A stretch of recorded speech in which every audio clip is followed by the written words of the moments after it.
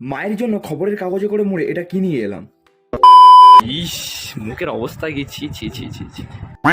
Hello বন্ধুরা, সকালবেলা আমি চলে এসেছি দোকানে। আর দোকানের সামনেই আজ সিরিপোর্টের কাজ চলছিল। সিরিপোর্টের মাপ নিচ্ছিল মিস্ত্রি কাকুরা, আর আমাকে বললো একটা লোহা কাটার ব্লেড কিনে আনতে। তাই আমি হার্ডওয়ার্স দোকানে চলে গেছিলাম ব্লেড কিনতে।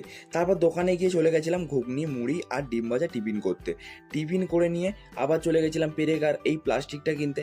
এটাই কিনে আনার পর দেখলাম সিরিপোর্টে তখন কাঠ লাগানোর কাজ চলছে। তারপর দুপুরবেলা আমার পছন্দের দই আইসক্রিম খেতে খেতে বাড়ি যাচ্ছিলাম।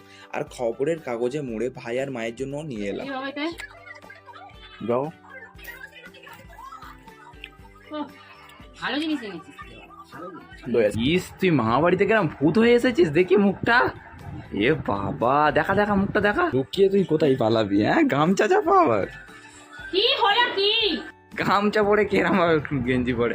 দেখি মুখটা দেখা, মুখটা দেখা। মুখটা খুলবি, ভালো লাগবে। ইস, মুখের অবস্থা কি! ছি ছি ছি ছি। ক্লাসে যাওয়ার সময় দেখলাম জুতো দুটো নোংরা হয়ে আছে, তাই একটা কাপড় ভিজিয়ে ভালো করে মুছে পরিষ্কার করে নিলাম। আর বাইরে বেরোনোর পর রোদে দেখলাম জুতোটা বেশ ভালোই পরিষ্কার হয়েছে। তারপর গুড়গুড় করে হাঁটতে হাঁটতে চলে গেলাম ক্লাসে। প্রত্যেক দিনের মতো আজ সুরাজ ভাই এসে ক্লাসটা খুলেছে। থ্যাংক ইউ ভাই, থ্যাংক ইউ, থ্যাংক ইউ। এরকম তুমি করতে থাকলে তুমি জীবনে অনেক বড় উন্নতি করবে। আজ প্রচণ্ড গরম পড়েছিল। একটুখানি ক্লাস করানোর পর পুরো ঘেমে স্নান হয়ে গেছিলাম।